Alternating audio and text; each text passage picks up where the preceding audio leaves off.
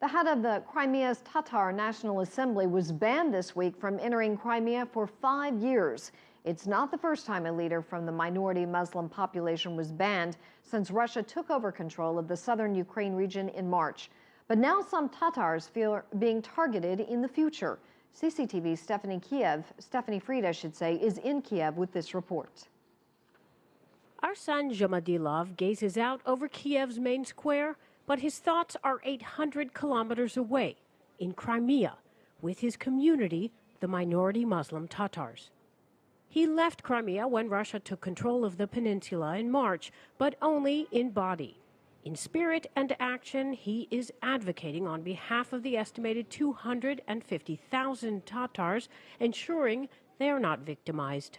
The trend that now Russia follows in Crimea is exactly the one that we would not like to see, is that they do not hear us, they think that they can push us by force, and we react to it very actively. We cannot just sit and believe that it's fine, it's not a major thing. The reason for the reaction? 70 years ago, under Russian rule, Tatars were forcefully exiled from Crimea. A repeat scenario is unlikely for those who gradually returned to the peninsula over the years, but they are already feeling marginalized by post-March Kremlin governance in the area. At this May gathering of Tatars commemorating 70 years since their exile at the hands of Russia, low-flying Russian helicopters menaced the crowd, sending a direct message of who is boss. Since Russia's takeover of the region in March, reports of human rights abuses have emerged. At least one activist was beaten up, and community leaders, including the head of the Tatars, have been barred from re-entering the peninsula after traveling away on business.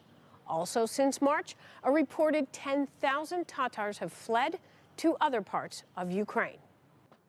Zhumadilov's lobbying group aims to safeguard the Muslim minority population's right to free speech and religious integrity, but fulfilling that task will most likely come from outside Kiev.